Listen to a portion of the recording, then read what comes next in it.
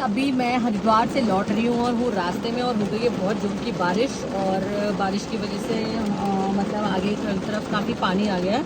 तो उस वजह से हम लोग जो है रास्ते में रुके हैं। दीपक और वो लोग सब लोग बाहर हैं, मैं गाड़ी के अंदर हूँ। बाहर क्या है मतलब उन ढाबे के पास चाय वाय लेने गए हैं और साथ में तो मैं आ गई हूँ गाड़ी, मतलब मैं गाड़ी पे ही बैठी हूँ, मैं बाहर नहीं गई। और मैंने ये सोचा और दीदी से मिलने जाऊँगी क्योंकि दीदी की सर्जरी के बाद से दीदी से मैं मिलने नहीं गई हूँ।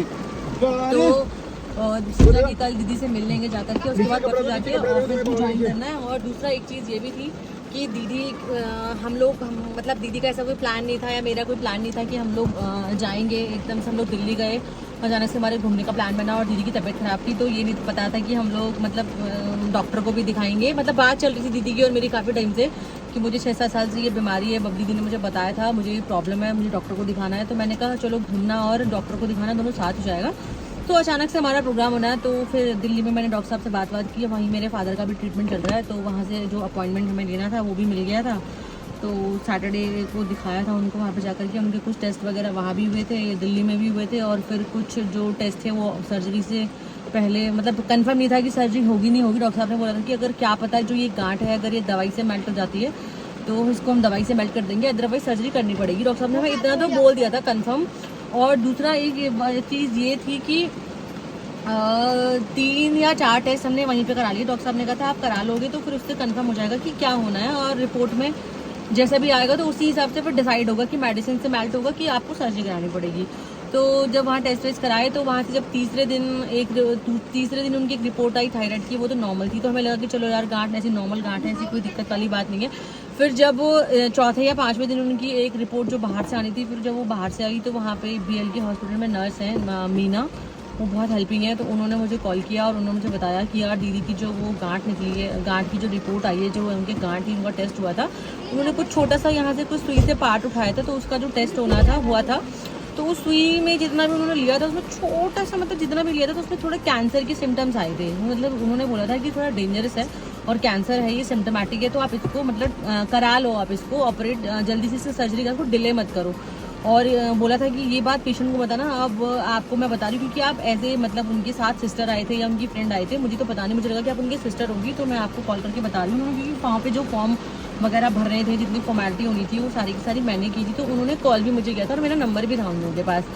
तो फिर जब वहाँ से कॉल आया उन्होंने मुझे बोला तो मुझे बड़ी टेंशन हुई। मैंने कहा ऐसे मैं क्या करूँ, क्योंकि अब ये फैमिली मेंबर को इतनी बड़ी बीमारी, जब उन्होंने बताया कि कैंसर भी निकल सकता है और ये कैंसर लग रहा है क्योंकि सुई से थोड़ा सा यहाँ पर उठाया था उन्होंने, तो उस रिपोर्ट में माइनर से कैंसर आया था। तो उसके बाद ये लगा कि यार नहीं, फैमिली को बताना बहुत ज़रूरी है।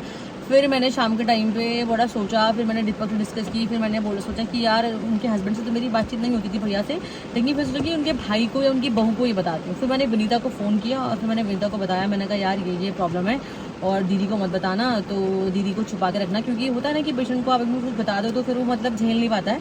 तो दीदी ने फिर उनके हस्बैंड से बात की होगी, सॉरी विनीता ने उनके हस्बैंड से बात की होगी। फिर मैंने विनीता को बताया, फिर उसके बाद आगे का आप वीडियो में देख ही सकते हैं। हाँ, उसके बाद फिर मतलब वो सब आपने उनकी वीडियो में देखा होगा कि फिर उनकी रिपोर्ट आई, फिर वो दोबारा से उनके कुछ टेस्ट हुए, फिर वो दिल्ली गई, दिल्ली एडमिट हुई और मैं उनके पास जा नहीं पाई क्योंकि मेरे कांवड़ में ड्यूटी थी। तो उसके बाद मैं अब कल प्लान कर रही हूँ कि मैं कल उनके घर जाऊँगी और देखती हूँ जाकर के दीदी की हालत कैसी है। बाकी वीडियो कॉल पे और फ़ोन पे तो रोज़ रोज़ बात हो ही रही है। तो मिलते हैं कल दीदी के घर पे जाकर के। कल क्या मतलब अभी हाँ, कल सुबह क्या मैं पहुँच जाऊँगी 3-4 बजे तक, और सुबह 9-10 बजे सोच रही हूँ कि मैं निकल जाऊँ। हाँ, तो ब्लॉग तो मैं डालूंगी, ये बनाऊँ दीदी के घर जाऊँगी तो ब्लॉग में डालूंगी। तो आप बाकी चीज़ें ब्लॉग में देख लीजिएगा और बाकी सब चीज़ें तो आपको दीदी के ब्लॉग से पता ही है, दीदी के ब्लॉग से। हेलो गाइस, गुड मॉर्निंग, कैसे हैं आप सब लोग। आशा करती हूँ कि आप सब लोग बहुत अच्छे होंगे। और मैं 10-12 दिन के बाद मतलब 15 दिन की हमारी ड्यूटी थी, तो उसके बाद मैं हरिद्वार से आज वापसी आ चुकी हूँ। वहाँ मेरी नाइट ड्यूटी थी जिस वजह से मैं ब्लॉग नहीं बना पा रही थी, मुझे बिल्कुल टाइम नहीं मिल रहा था। और अब मैं आ गई हूँ वापस, यहाँ पहुँच गई थी।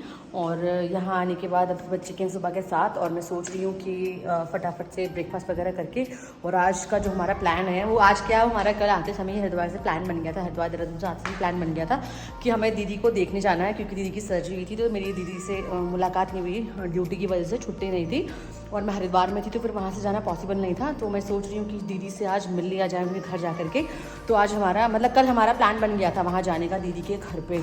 तो अभी बस मैंने बात वगैरह ले लिया और मैं रेडी होंगी थोड़ी देर में, ब्रेकफास्ट बनवाती हूँ कुछ, और बहुत दिनों से बाहर का खाना खाया था तो घर का खाना खाने का मन कर रहा है, तो अच्छा सा कुछ बना के खा पी करके फटाफट से जल्दी से फिर हम लोग निकलेंगे बबली दी के घर के लिए।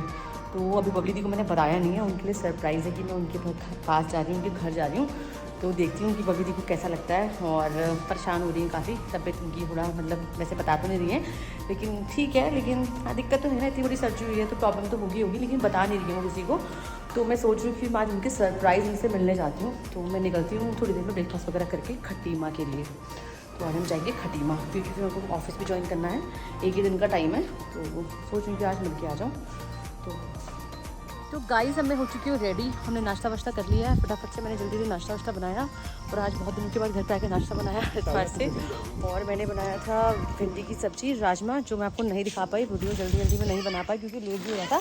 अब हम लोग निकल रहे हैं और गाड़ी लगी है वहाँ पे, एक भैया आए हैं वो गार्डन को ठीक कर रहे हैं, गार्डन बहुत बेकार हो चुका है। और अब बस सब निकलते हैं, गाड़ी में बैठते हैं, फटाफट दीदी जाते हैं, देर भी हो रही है, 10:30-11 बजे का टाइम हो गया, बहुत देर हो गई है।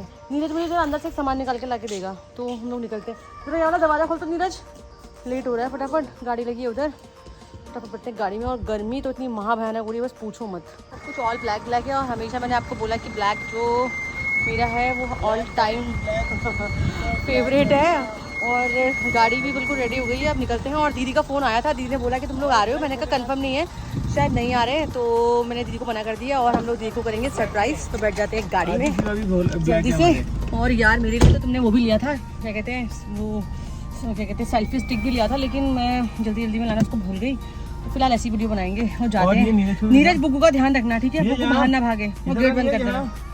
इधर से ये बड़ा प्यारा बच्चा है, ये हमारे साथ ही रहता है, बहुत अच्छा बच्चा है ये। नीरज की जिम्मेदारी में घर है पूरा। हाँ, पूरा जो घर है वो नीरज की जिम्मेदारी पे है। तो निकलते हैं फटाफट, लेट हो गया, 11 बज चुके हैं। तो कहाँ 10 बजे सोचा था कि निकलेंगे, 11 बज चुके हैं। और दीदी को करने वाले हम जाके वहाँ सरप्राइज, हम दीदी को नहीं बताएंगे कि हम लोग आ रहे हैं। आपका फोन अंदर ही होगा। अच्छा, ये तो इसने बनाया, मेरा ब्लॉग तो बनाया। तो जाते हैं जल्दी और देखते हैं कि दीदी को आज कितनी खुशी मिलने वाली है हमारे जाने से। और फटाफट निकल गए हैं और बैठ चुके हैं गाड़ी वाड़ी में, खा पी के एकदम मस्त, बहुत मस्त।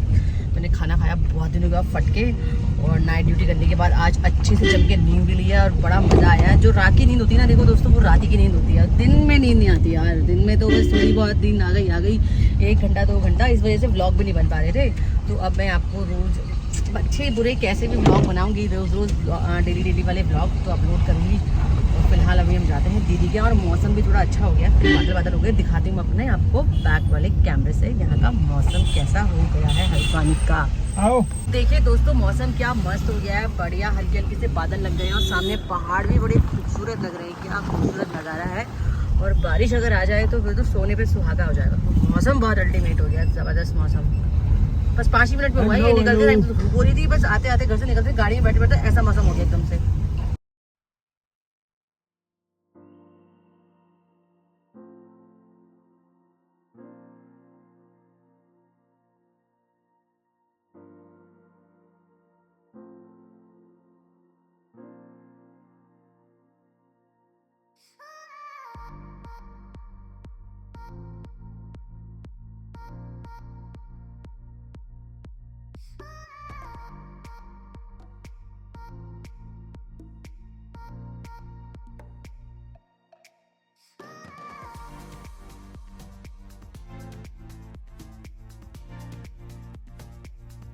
तो गाइस हम लोग आ चुके हैं सितारगंज से आगे, और खटीमा से बस, खटीमा क्या, जहाँ दीदी रहती है बिगराबाद, वो थोड़ा यहाँ से दूर रह गया है। और दीदी का फ़ोन भी आया था, और मैंने फिर भी उनको बोला कि मैं नहीं आ रही हूँ। तो वो समझ तो गई थी कि आ रही है, लेकिन ये झूठ बोल रही है। तो मैं, हाँ, मेरे साथ प्रैंक कर रही है। तो अभी दिखाती हूँ दीदी को घर जा करके, दीदी कैसी सरप्राइज़ होती है, खुश होती हैं, नाराज़ होती हैं। नाराज़ तो नहीं होंगी, खैर अच्छा ही लगेगा उनको, मैं जा रही हूँ मिलने के लिए। तो दिखाते हैं, अभी घर पहुँचते ही थोड़ी देर में पहुँच जाएंगे, और 15 या 20 मिनट में उनके घर से हम थोड़ा सा, कहाँ जा रहे हो? बिगराबाद कंजाबाद रोड, बिगराबाद। तो पहुँचते हैं दीदी के घर पे, देखते हैं। और काफ़ी सारे बता रही थी कि मेहमान भी आए हुए हैं, और तू भी आ जाएगी तो अच्छा लगेगा। पहुँचते हैं जल्दी दीदी के घर, और 15 या 20 मिनट का रास्ता हो रहा है, पहुँचते हैं। तो फ्रेंड्स देखिए, हमारे खटीमा आने की खुशी में ये भाई लोग देखो कितने खुश हो रहे हैं, गाना गा रहे हैं, पता नहीं किसको गाली दे रहा है भगवान जाने। एक कोई पता नहीं हमारी गाड़ी के पीछे पता नहीं कौन है वो, और पता नहीं किसको गाली दी जा रहा है उल्टी सीधी, और अभी भी पता नहीं क्या वो मतलब कुछ कर रहा है, पता नहीं क्या हरकतें कर रहा है अजीब से, कुछ समझ नहीं आ रहा वो करना क्या चाह रहा है, समझ नहीं आया उसका, पता नहीं क्या बोल रहा था, गाली दे रहा है किसी को भगवान जाने, और पीछा पीछा करते हुए आ रहा है हमारा। अब वो बेचारे को क्या पता कि तो पीछे हमारा कर ही नहीं पाएगा, हम तो तेरे से बहुत आगे भाग जाएंगे। तो कोई शायद ड्रिंक किया हुआ बंदा है, ड्रिंक कर रखी है उसने। तो फ्रेंड्स हम लोग आ चुके हैं बबली दी के घर पे, और मैंने मतलब सरप्राइज रखा था, लेकिन बार बार इनका फोन आ रहा था, पूछ रही थी वो आ रही है नहीं आ रही है। मैंने झूठ भी बोला, फिर मैंने बोल दिया कि हाँ यार मैं आ रही हूँ, फिर मैंने कहा यार बता के जाती हूँ, दिन का टाइम है और काफ़ी लोग आएंगे, और यहाँ पे ये बच्चा पार्टी भी आ गई मिलने के लिए, देखो। और ये इसने मेरे को ठगा, मैं नहीं आ रही हूँ। आजकल मैंने सोच लिया है कि दीदी को थोड़ा उल्लू बनाऊँ, काफ़ी दिनों से मन कर रहा है कि उल्लू बनाऊँ। अभी मैं दीदी के पास आके बैठ गई हूँ, और ये दीदी का जो 2.5 लाख का हार बना है, इस हार को देख रही हूँ मैं, अच्छा लग रहा है वैसे। 2.5 लाख का हार आपका, ये धागा सा निकल पूरा अभी इसमें जब वो सही आएगा तो चलो मैं इसमें यहाँ पर रुचि लिखा लूँ। हाँ, एक बबली और रुचि वाला मिक्स करके एक छोटा सा लॉकेट बनाते हैं, वो यहाँ पे लिखवा देते हैं। तो क्या मतलब क्या लिखवाएं लॉकेट बनाने के लिए, ये बताना आप। गोल्ड वाला, हाँ वैसा ऐसा वाला नहीं, सच्ची वाला लॉकेट बनाने की सोच रहे हैं। तो जब ये वाला हार ठीक हो जाएगा उसके बाद हम दूसरा हार डालेंगे, फिर उसमें एक लॉकेट और डालेंगे। और ये देखो बच्चा पार्टी यहाँ पे आ गई है मिलने के लिए, और ये हमारी पीपर पहाड़ी भी है, हमारे पानी भी आ गया है, दीपू भी है। हमने कहा आज बता के नहीं जाते, हम चुपचाप से आए हैं आज। चुपचाप से सीधे सीधे, वो तो बबली दी अलग स्टाइल में बोलती है, अगर नहीं होना चाहते वो ट्यून से पता चल गया था, वो तो मैं जिद कर रही थी नहीं। सारा फ्रेंड्स आने के बाद हम लोगों ने यहाँ पे चाय वाय पी ली है, और बड़ा अच्छा सा मौसम हो रहा था, लेकिन फिर से धूप आ गई है, गर्मी हो गई है। और ये हमारी देखो ये बीमार, बहुत ही बीमार लग रही है यार।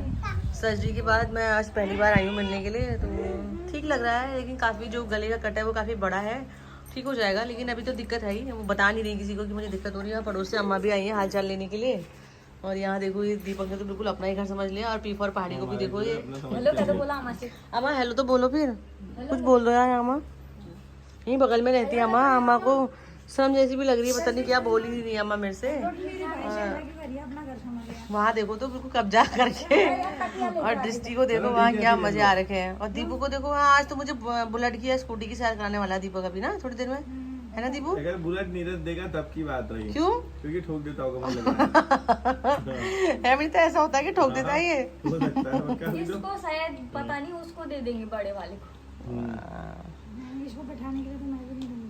हाँ ये क्योंकि इसके पाँव नहीं पहुँचते ना। बुलडोजर नया नाम आ गया। अरे ये इन लोगों ने मेरे नाम ये दीदी ने मेरा नामकरण कर दिया, कह रही है बुलडोजर जैसा, और कुंफू पांडा नाम रख दिया है मेरा, पता नहीं क्या क्या नाम रख दिए भगवान जाने। तो अभी देखते हैं क्या मैं आज बुलेट की सैर कर पाऊंगी, नहीं तो लास्ट में फिर नीरज जी को कहूंगी, नीरज तू ही घुमा के ला पाई मुझे। ये ठीक है, हाँ नीरज से बोलूंगी, नीरज घुमा के लाएगा।